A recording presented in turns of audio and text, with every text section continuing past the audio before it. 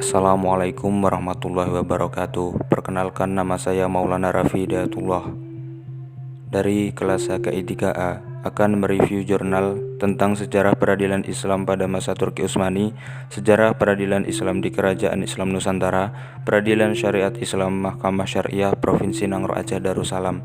Jurnal pertama yaitu sejarah peradilan Islam pada masa Turki Utsmani, disusun oleh Asy'ari.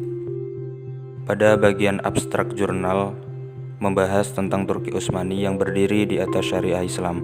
Abstrak atau bagian pendahuluan yang disajikan penulis menggunakan bahasa Inggris dan disertai bahasa Indonesia. Secara keseluruhan isi dari abstrak atau bagian pendahuluan ini langsung menuju ke topik bahasan yang dibahas dalam jurnal ini, yang menurut saya pembaca menjadi mudah memahami jurnal ini. Metode penelitian jurnal. Penelitian ini masuk kategori penelitian kepustakaan yang sifatnya kualitatif. Data-data dikumpulkan melalui teknik penelitian kualitatif, yakni teknik penelitian yang berlandaskan filsafat positivisme.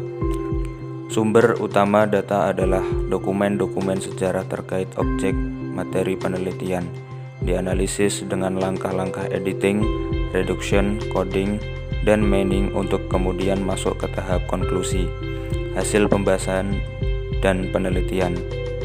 Dampak kapitulasi terhadap peradilan Turki Utsmani, dampak kapitulasi terhadap pengadilan di teritorial Utsmani, tanzimat dan penghapusan kapitulasi hukum yang terlambat, dampak kapitulasi hukum terhadap peradilan di seluruh wilayah Turki Utsmani dan Kesultanan Aceh Darussalam.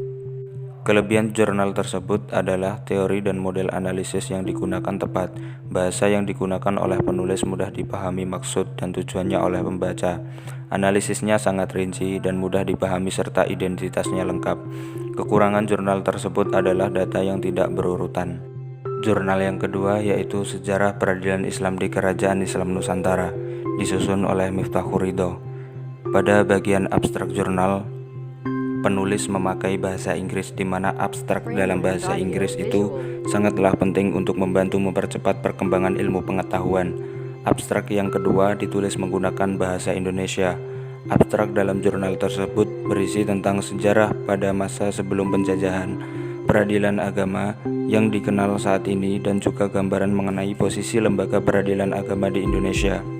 Pada bagian pendahuluan jurnal, dalam pendahuluan ini membahas tentang sejarah peradilan agama di Indonesia yang meliputi perkembangan peradilan Indonesia pada masa Kesultanan Islam, masa penjajahan Jepang dan Belanda hingga masa kemerdekaan.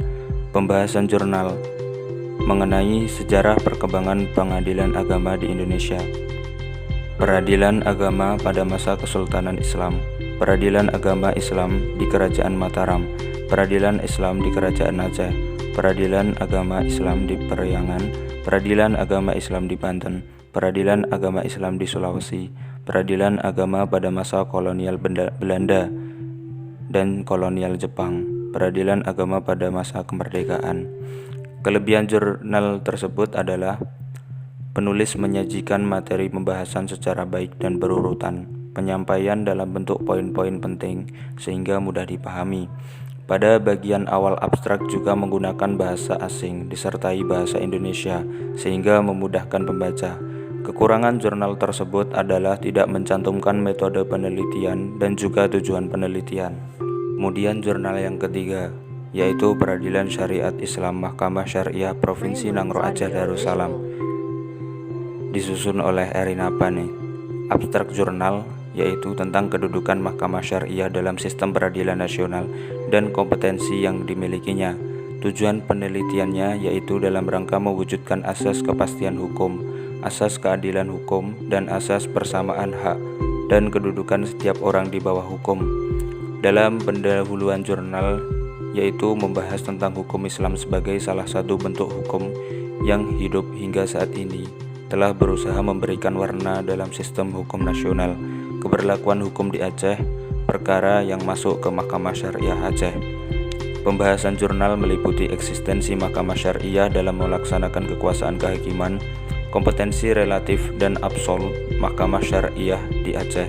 Pada bagian kesimpulan, yaitu Hasil penelitian dalam jurnal ini konsisten sehingga pembaca dapat memahaminya secara jelas. Kelebihan jurnal tersebut yaitu sistematika cukup tersusun dengan baik dan jelas, mulai dari judul penelitian, nama penulis, abstrak, pendahuluan, pembahasan, dan kesimpulan.